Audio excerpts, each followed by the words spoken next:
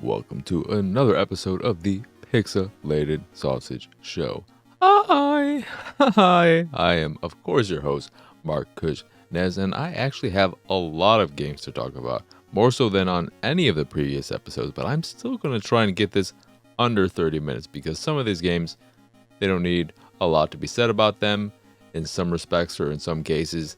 I may have played a good amount of them. They may be big games, but they may be very simple games in terms of what needs to be said about them.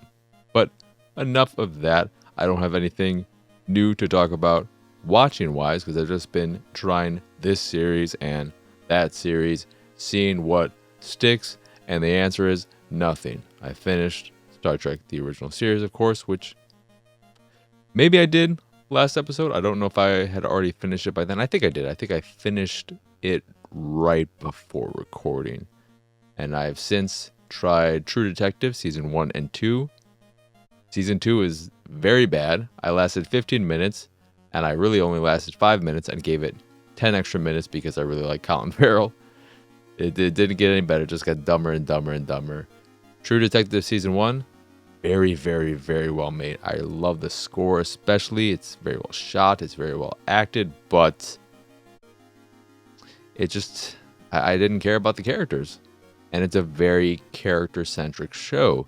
The core mystery, the central mystery, the case they're following and all that, it's not really that important, or they at least don't care about it. It might change in the later half, but I gave it two and a half episodes, and then I bounced. I checked out Kim's Convenience, another show that I've been recommended to by pretty much everyone, and it's okay, but it's pretty inconsistent, and overall I find it more unfunny than funny. So that was a bit of a disappointment. And I don't know what else there was. I tried a whole bunch of stuff. I tried The Expanse, 2 episodes of that. Not really sure what's going on. Seems well made enough, but at the same time, watching it just made me want to watch other sci-fi shows like Battlestar Galactica. I'd rather just rewatch that, or go and check out another Star Trek series. Fucking Total Recall, just watch the movie. Either one. I prefer the Colin Farrell one. Hate me if you will. Or don't hate me, please. Jiminy Christmas. I tried Chernobyl, which is another one that is well made, but there is something about it that, having little to no knowledge about the Chernobyl incident, accident, everything, whatever you call it exactly, how you call it, the Chernobyl, like, if saying just accident or incident seems to not be significant enough, but I don't know what people do call it, if they just call it that, or fucking, I don't know shit about Chernobyl in any great detail, is what I'm trying to say, and I think I've helped that point come across by this fucking random shit that's just come out of my mouth. But there is an inauthentic feeling to the series that I just get an impression of from watching it, and part of it I think is the theatrical nature of it and the playing up of certain stereotypes in ways that just make it feel very played up for the screen, when I don't think, like, I'm all for that type of style in certain cases. I don't think in this case, telling this story, they should have done that. It should be more, it should feel more genuine and real across the board in all fronts. And I think, I don't know, man. I don't know what else I watched. I tried this, that, and whatever. Nothing is stick. Nothing is stuck. Nothing is stuck. And I'm stuck in the middle with you. But that's enough about all that crap. Let's get on to what I've been playing. Alright? I'm losing my mind already. I'm losing my mind. I've got a bit of a tummy ache. Oh my god. But we got a lot of games.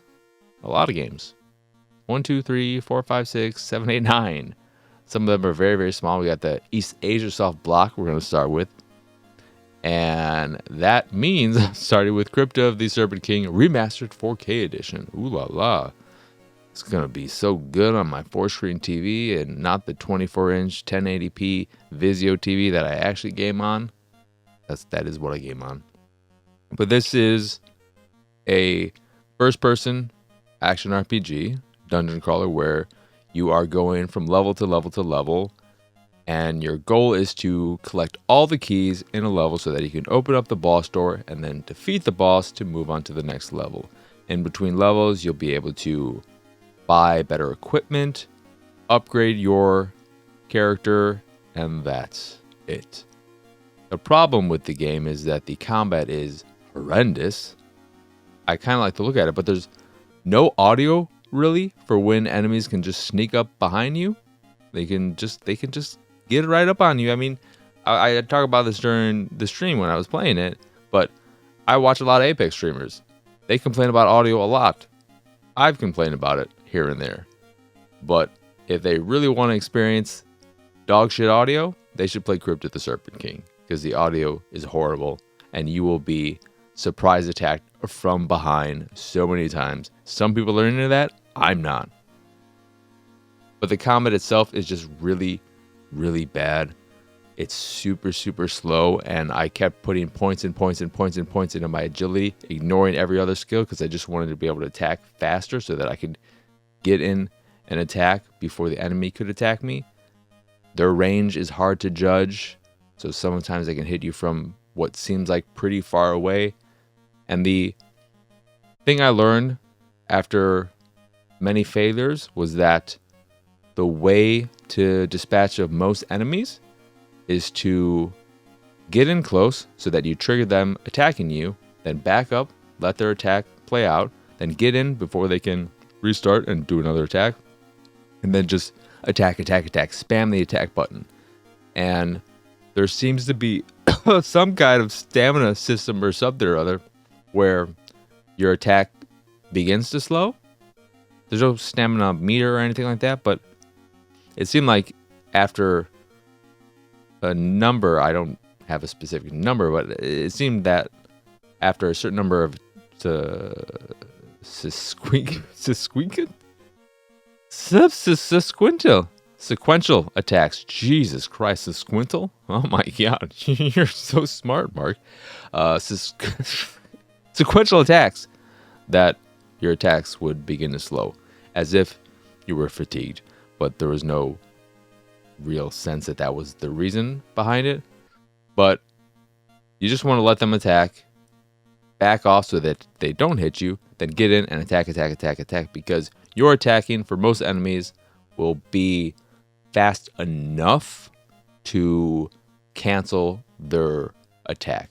Because when you hit them, it cancels their animation, their attack, and that is the way to go. Just freaking brute force them, spam that button, but make sure you go in so that they attack first and dodge that by just backing up and then go in and attack. And that's the way to defeat most of them.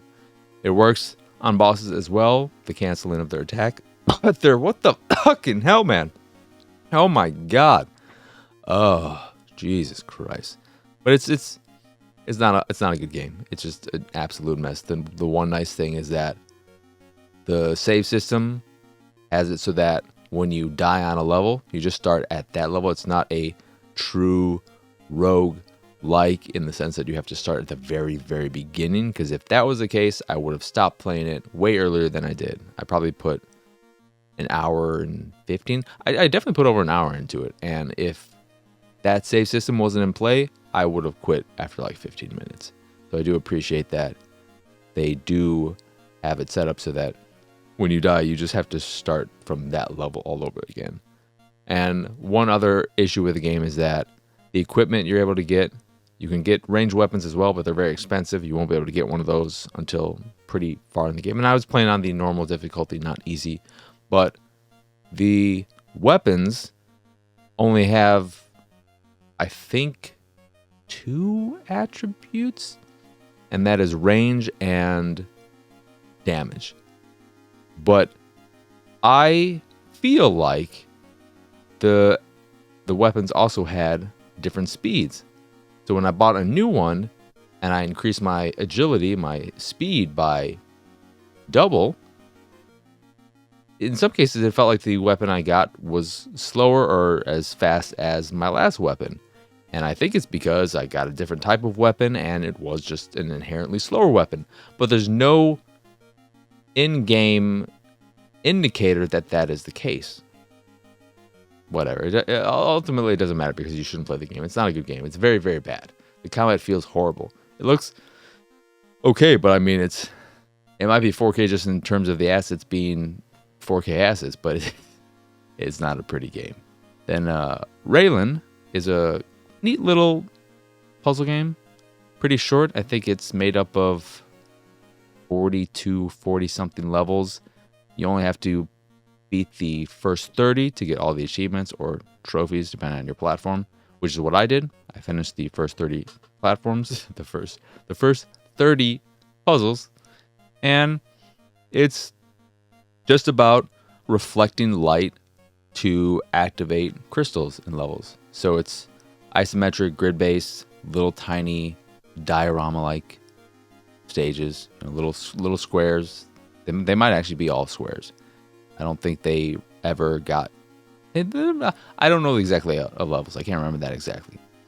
But you have to bounce light between various obstacles. So you might have to bounce it around corners or over gaps, etc. And it's very, very simple, very, very straightforward. Not too challenging.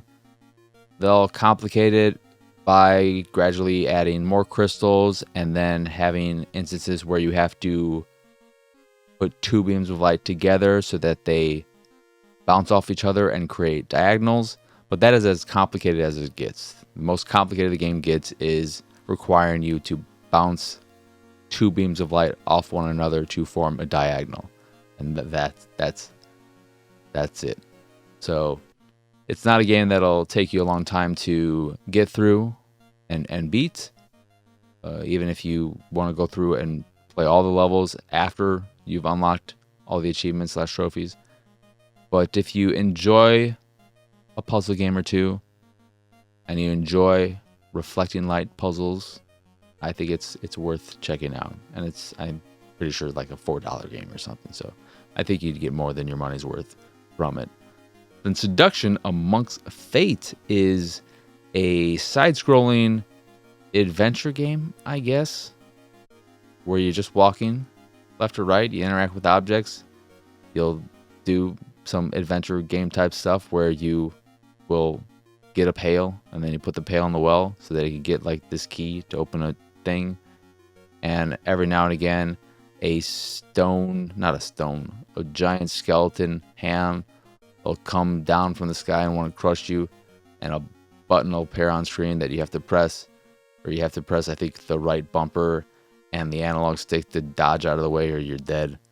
And there are these laughing ghost women who you hold the B button and then they stop laughing and turn to skeletons because you've killed them or some shit. It's a weird game. I didn't enjoy it. It's a weird game, and that's all there is to be said about it. I don't think you're a monk. Maybe you're becoming a monk, but you're this dude who has a kid, and I think you're seeking refuge, you're seeking shelter, and in order to stay at this monk sanctuary, you have to spend 7 days in this room. And by spending 7 days, it must be cursed and they're just not telling you. But in spending the time there, you are starting to have these dreams about this woman and everything. And I guess she's trying to seduce you, this ghost lady. And that's the whole thing. But whatever. Not really a good thing. Then MX vs. ATV Legends is an MX vs. ATV game. And the thing about it is that this is not good, but the one thing I'm unsure of is that, yes, there's a lot of competition in the motocross scene. So stuff like the Monster Energy games or what have you, there are better options if you are specifically coming to this for the motocross. But I'm not sure if there are a lot of ATV and UTV games out there. I would say that probably UTV falls close enough towards the dirt racing scene that stuff like Dirt and all that would fit the bill, but I'm not sure because I don't know. I didn't even know what the fuck a UTV was until I played this. I didn't know that was a term. I'm sure they were in older MX versus ATV games, and I just don't remember because I can't remember the last time I played one of these. But the game is pretty buggy, and one of the best parts of my experience with it was this one bug where a green car, green UTV, just fucking, no matter what the race, no matter me quitting the game, going to dashboard and relaunching it, this one green UTV just would always freak out. It didn't work. It was fucking out of its mind, spazzing out, clipping into the ground, and just going fucking crazy. And it was amusing as shit. I can't do any attempts to describe it in any way that'll make it as good as just watching it. Usually you have to check the stream archive for that. But the game itself is pretty accessible. It seems like it would be easy enough to jump into.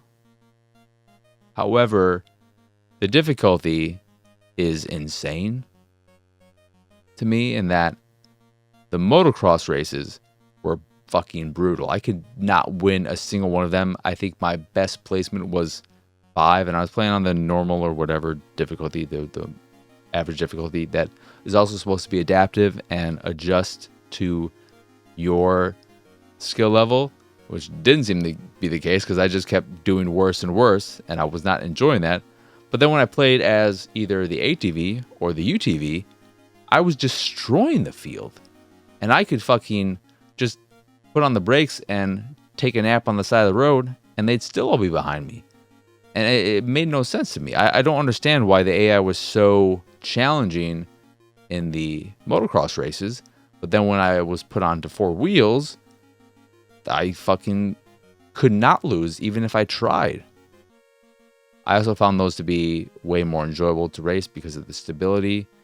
It feels like compared to other motocross games, you're more prone to crashing and falling off your bike, which is funny to see. It's funny to see the ragdolls and your character's limbs freak out and start spinning like the Exorcist girl and just freaking the F out. But it's not actually enjoyable to play. The one other thing I'd say it probably has over other motocross games is that, to my, not exactly to my knowledge, but my memory of them is that they're all very standard. These are clearly designed tracks in stadiums, etc. Not a lot of outdoor fields and tracks. But in MX vs. ATV Legends, you get a lot of nice outdoor tracks, a lot of variety, and that is nice. It looks all right. The visuals are okay, but they could definitely be better, especially if you're playing it on one of the current gen consoles like a Series X or a PlayStation 5. Yeah, not a particularly great game. And I think it's a budget title and that it's $40. But if you are interested, I'd say wait till it hits 20 or so.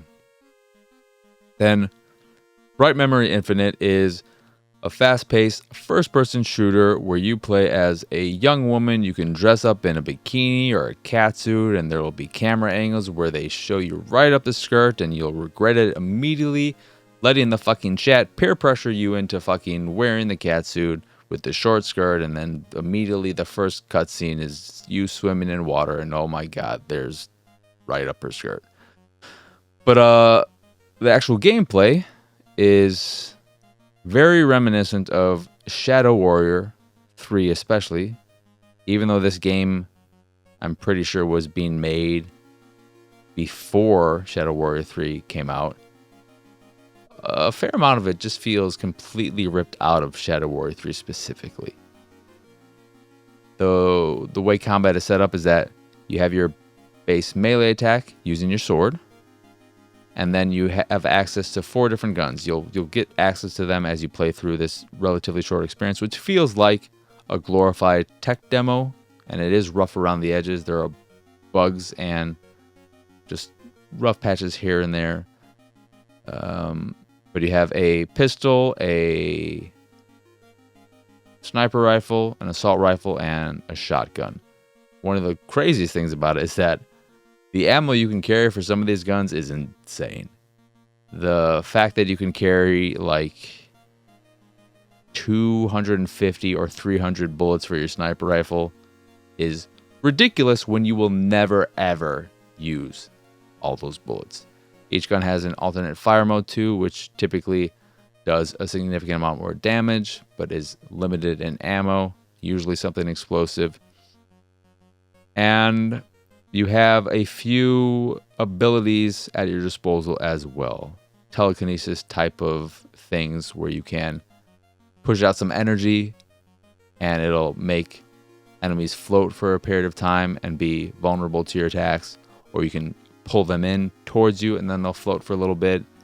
You have super powered punches that you can initiate by sprinting and then activating it, or jumping up in the air and doing a ground pound type thing.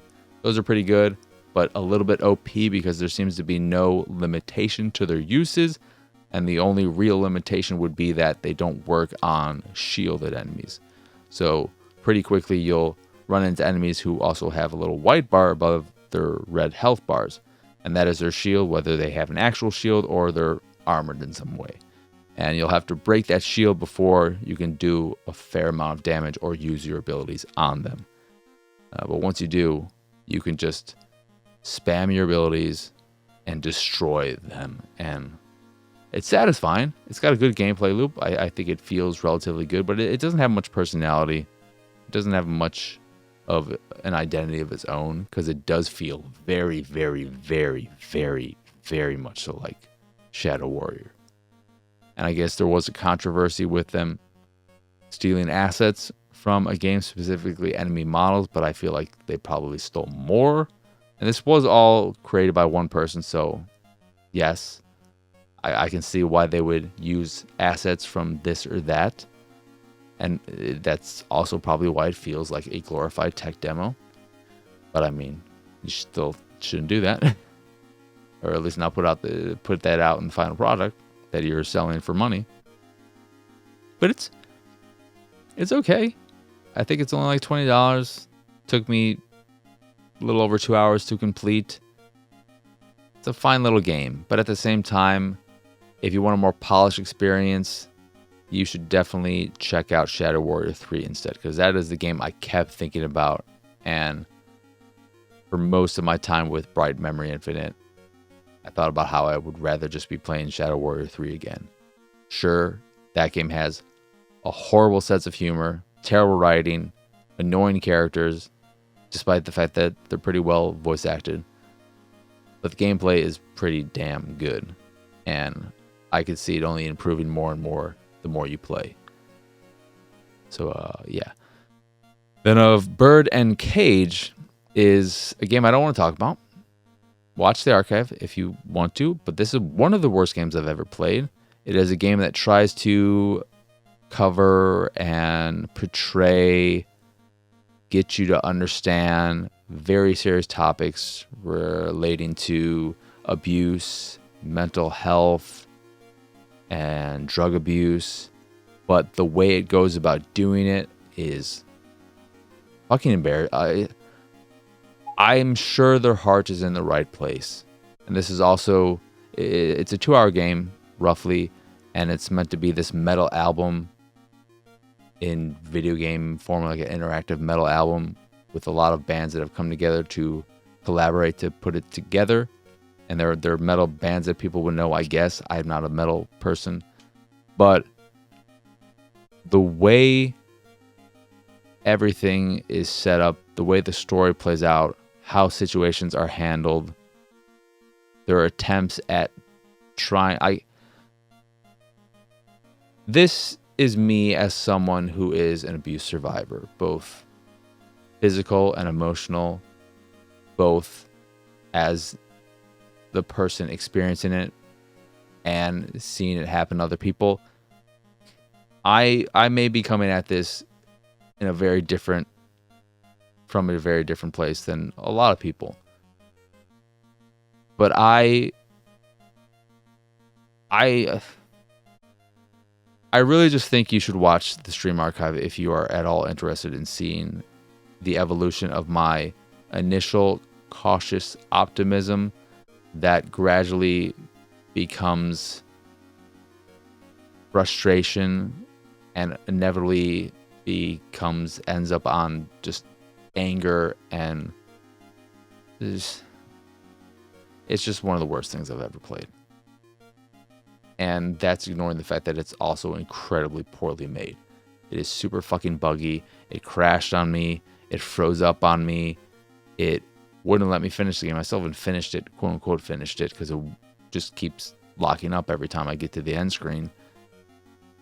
And at certain points I said, it feels like the Postal team running with scissors if they attempted to make a serious game.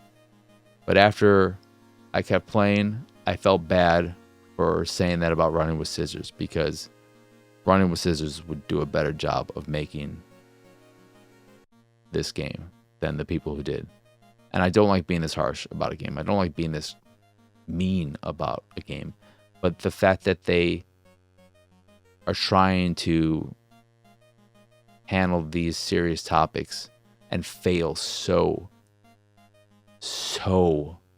hard, it fucking bothers the shit out of me.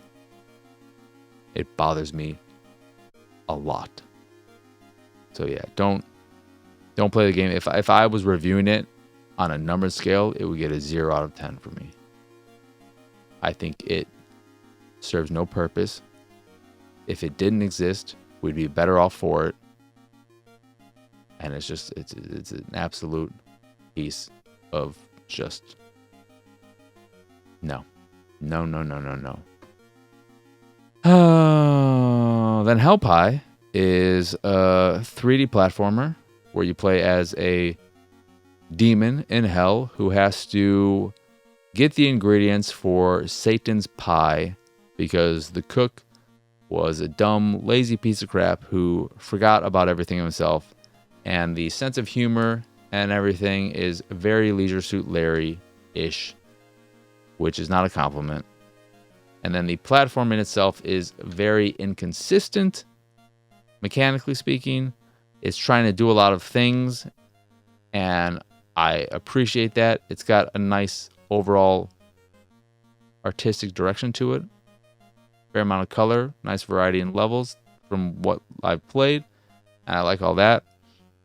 I do like some of the ideas mechanically speaking, because you gradually will unlock new abilities, one of which early on is a grapple. And the way it works is that instead of having to latch onto specific objects in the environment, you just grapple the air. And you'll unlock a second one that you can do before having to reset upon falling on the ground. You have this, the way you're doing it too is that you have a cherub, however you pronounce it, attached to a chain that's attached to you.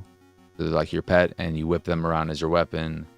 And the game is not funny. We've already gotten that out of the way.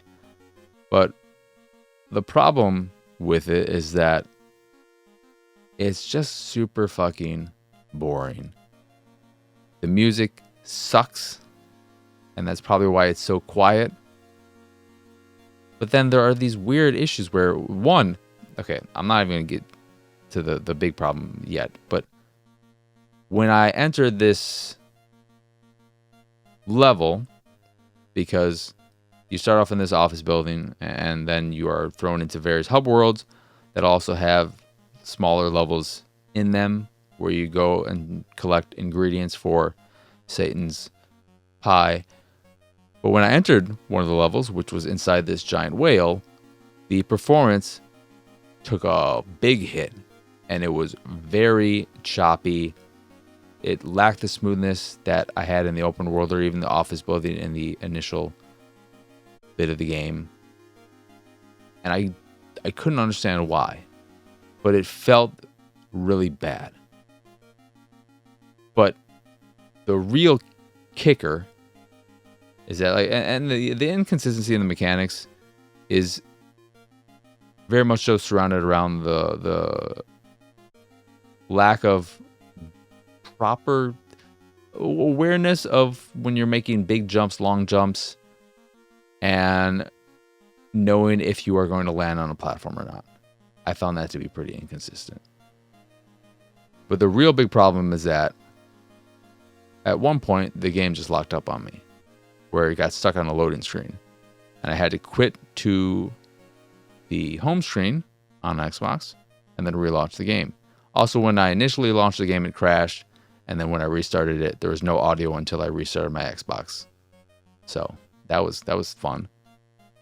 But when this other lockup happened in the load screen, where it just got stuck there, it lost me. I lost every amount of progress I made in that little level inside the whale. It threw me at the very start of it. When I realized this, I immediately quit the game, uninstalled it, and I can't think of a reason for me to go back and revisit it anytime soon. It really pissed me off. I hate when that kind of shit happens. Anytime you waste my time, and it's not my fault, it's your fault for fucking being a buggy mess, then it's not you. But yeah, there's just nothing there that really makes it worth playing over other 3D platformers, because there are a fair amount of them. The one I keep thinking and falling back on as wanting to revisit is A Hat in Time. That one's got a lot of personality. This doesn't have much personality, and what little personality it has is just Leisure Suit Larry, but without the weird charm of Leisure Suit Larry, if he has any charm at all. The jokes aren't funny. There are plenty of instances where I'm expecting a joke to happen from an NPC in a bit of dialogue, and they just say some normal shit. I'm like, okay, well, that was just an absolute waste of my time. And the combat, like the enemies you are fighting, pose no challenge whatsoever. The real challenge only comes in making sure you land on platforms when you are jumping over hazardous objects or like lava where you fall in and it's just instant death. But yeah, that's Hell Pie. Pretty big disappointment, because that one I was really excited about. I mean, we got two more left.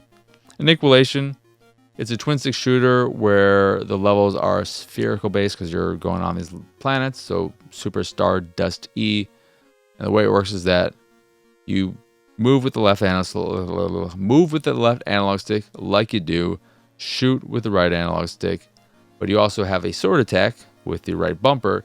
And what you're able to do with this is attack enemies, of course, but you can also reflect bullets back at enemies. And this is kind of a cool mechanic. However, there seems to be no way whatsoever for you to guide the direction of the bullets you are hitting back towards enemies. You'd think that maybe there'd be some kind of system in play that would lock on to the enemies that fired at you, or inherently guide them back at those enemies, but that's not the case. And there are plenty of instances where I just kept hitting bullets away, but not towards the enemies that I was trying to attack. And there are enemies that you do a very minimal amount of damage to with your main gun, but if you manage to land a reflected bullet back at them, it does a lot of damage, because that's how they want you to fight them. But the system doesn't work in such a way that makes that easy and fun to do. There are smaller enemies that if you hit them with your sword, they'll then go off and like attack other enemies. And the whole thing about the game is supposed to be that not only are your bullets your weapon, but so are the enemies and the environment itself. Doesn't really end up amounting to any type of satisfying gameplay. The game doesn't feel particularly smooth to play. Moving your ship around, like it feels very sluggish. And when you look at a game like this, a very arcadey game, something that is relatively simple, you want it to feel really, really smooth.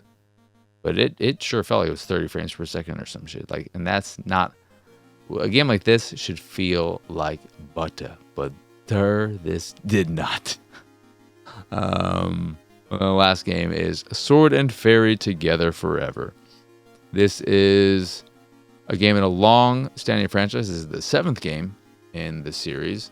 I think it is the second one to make its way stateside. I think the 6th game was the first. And there's a lot of good going for this game, but there's one humongous problem. I want to get to the good first. Yeah, and this is on PlayStation 4 and 5. I played on my PlayStation 5. I don't think it's on any other. It's on PC. I'm pretty sure, but I don't know if it's on Switch or anything. I know it's not on Xbox. But it looks really, really good. I love the art direction, the character, enemy, creature design. It's basically like Chinese folklore and folk tales. So a lot of that kind of stuff going on, mythological stuff. And it looks great. It has a really nice, clean aesthetic. A lot of smoothness going on. Very pretty characters. But I really, really like the look of it. And it runs well, feels good. The combat itself is okay. It's good enough. It's sort of like Dynasty Warriors with a dodge mechanic. Because I don't think any of the Dynasty Warriors games have dodge mechanics.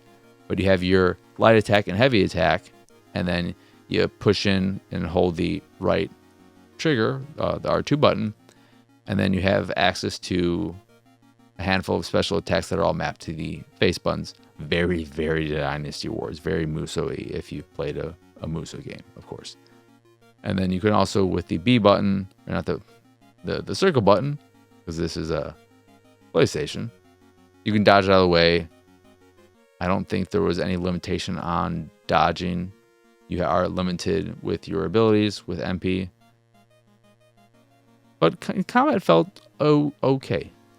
It seemed pretty easy as long as you're patient and make sure to dodge out of the way whenever you see an enemy even remotely starting to attack. And you'll be good. I faced this boss type creature, like a giant bull, blue bull. Blue bulls, man. Blue bulls. This game gave me some blue bulls. I'll get to that shortly. But it was a pretty easy fight because it with the mechanics at play, you know, the bull would charge, I'd dodge out of the way, and then it would kind of just let me get in a few attacks and just rinse and repeat. Pretty simple. The AI of the enemies does seem a little bit stupid. I'm playing on the normal difficulty, but they do seem to kind of just, they don't seem that challenging. But I barely fought in any fights because of the game's main problem. It is incredibly story driven. And when I say it's incredibly story driven, I mean in the 2 hours I played, I think I maybe played a half hour of the game. Maybe. And then the rest of the game was just cutscene, or characters talking. And there were so many instances where I'd watch a cutscene play out, I'd get control of my character, I'd walk 10 feet to the next point of interest, initiate another cutscene, watch that, get control, then walk 20 feet down some flight of stairs to a fucking area that would initiate another cutscene, and so on and so forth. And this is not the way I want any game to be overall, but especially not up front, because that just leaves me with a horrible taste in my mouth as a first impression. And what I don't know is if this is the way it's paced throughout the entire game. And if it is, then this is just, you have to really, really be interested in this story. Part of the problem, though, is that This is a game that wasn't made here. Yes, it's a Chinese game, made in China. It's only been coming stateside for 2 iterations, I think. I don't know if any other ones have come here. And I would assume, I am assuming that the budget for translation, localization, etc., is pretty low, and it's low on their list of important things they need to get done, because there are grammatical errors, and then just some of the localization, some of the ways they go about describing certain things, or the text used for side quests seems like there had to have been better choices, because it makes certain side quests or certain bits of dialogue sound so badly written that I'm like, oh man, why does anyone like this? This is horribly written. This is stupid. And I have to believe that if you are lucky enough to be able to play the game and not have to endure the very bad localization / translation, you could probably be really interested in it, because I feel like some of the stuff I'm getting from it, just while ignoring the dialogue, I could be interested in it. I'm not going to be interested in it as something that is the majority of the game and limiting the gameplay. I still want to be able to play the game more than consume the story. But the story there is just it's a mess.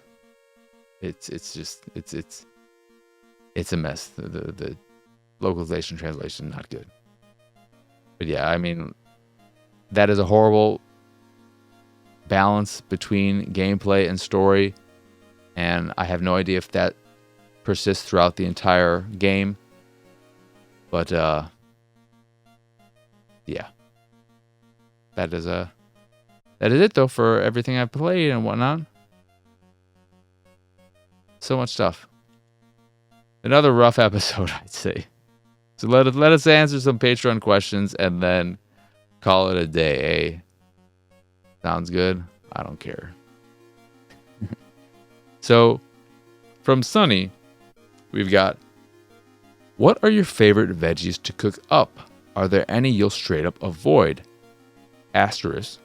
Not just what you may usually / frequently do based on seasonality, etc. And this is a question that I think you already knows the answer to, because I've posted these pictures and I just click these same things because I've grown or allergic to this or that. But I'm going to ignore any type of allergies or whatever now and just give you the vegetables I think are the best standalone. So there are vegetables that I enjoy eating with other things like spinach. I don't really like eating that by itself.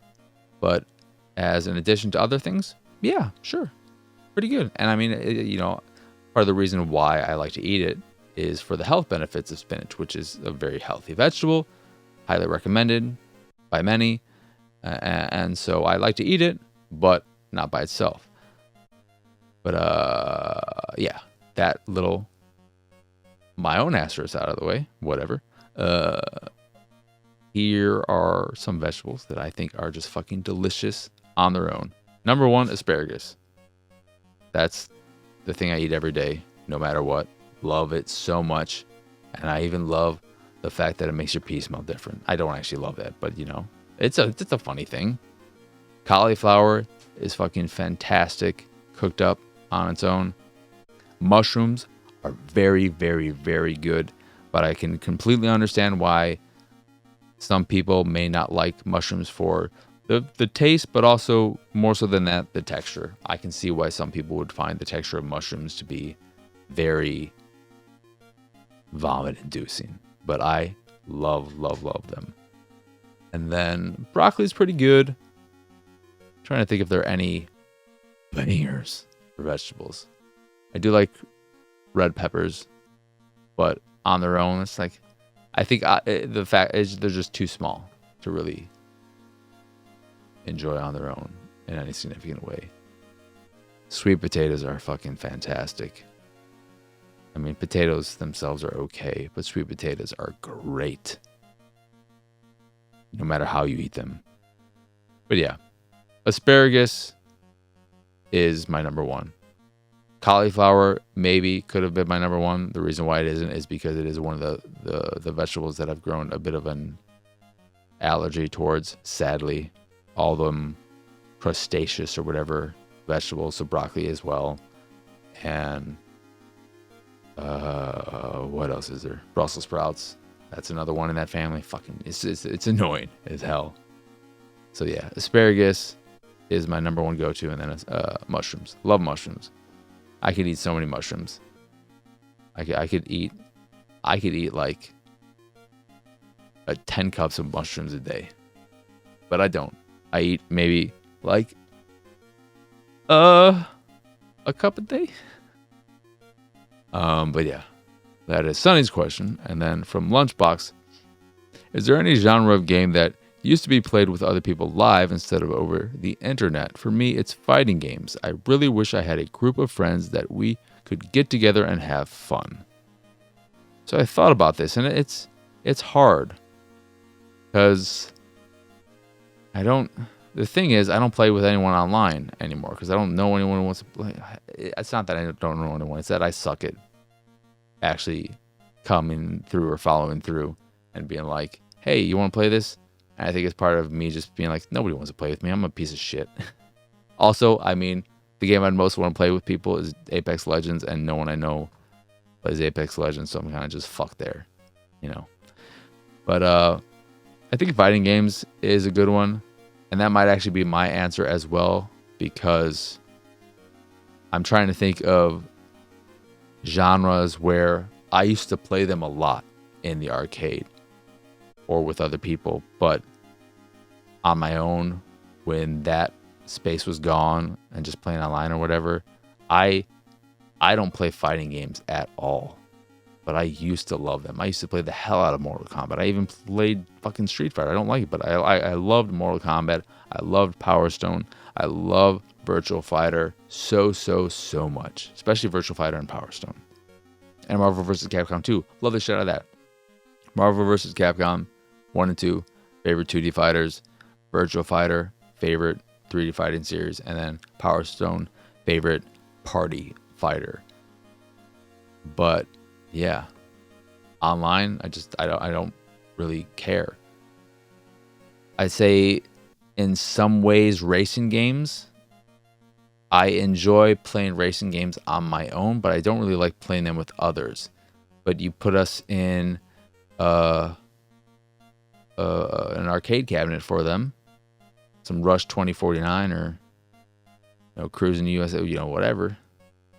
Then it's way more enjoyable.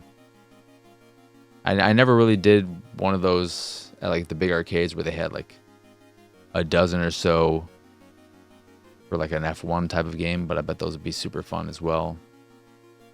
But yeah, racing games, and I think like a lot of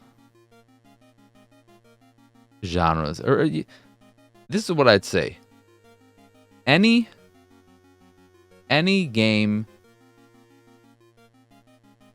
because like racing games is this way at home consoles too. But any game where you have to split the screen up at home, give me online co-op or online play for those. First-person shooters, they can be fun playing locally, but I don't like losing part of the screen. We're all going to fucking screen cheat as well. No. But sports games, I've never enjoyed playing online. Those I always love playing locally. Fighting games, racing games, a lot of games.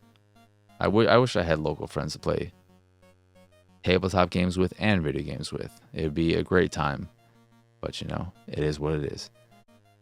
Anywho, that is going to do it for this here episode of the Pixelated Sausage Show. So with all that said, once again, I am Marcus Nez. Y'all can find me on Twitter and pretty much everywhere at PX Sausage. You, of course, if you are watching the video version of this, you, of course, What am I fucking on about? If you are watching the video version of this on the YouTubes, that is youtube.com/pixelated sausage. If you're an audio listener, do give it a like, subscribe, hit the bell for notifications and all that jazz. If you are an audio listener, why not just go to the YouTubes and do all that just to be nice? You know, just do it. Do it. It ain't gonna hurt you. It ain't gonna hurt you. It ain't gonna bite hard. But yeah, you can do all that. Of course, all the links of import can be found over at pixelatedsausage.com/pxs. And if you do enjoy this show and any of the stuff I do, the streams are also available on YouTube in the stream archive playlist. But if you enjoy any of the stuff I do and what have you, you can go over to patreon.com/pxs and support me and my nonsense there. And of course, if you do that, you'll be able to ask me questions on this here show that I will answer honestly and stupidly like I always do. But that will do it. So with that, I say, as always, or whatever, man, whatever. I'm so confused. You can fucking that will do it. I hope you enjoyed this here episode. What the fuck am I on about? Anywho, that will do it for this here episode of the Pixelated Sausage Show. So, bye-bye. I do hope you enjoyed it. I'm out of here. Shut the freaking front door. I have no idea how to do the outro anymore. I literally am like drawing a blank. So the adios, arrivederci. Bye.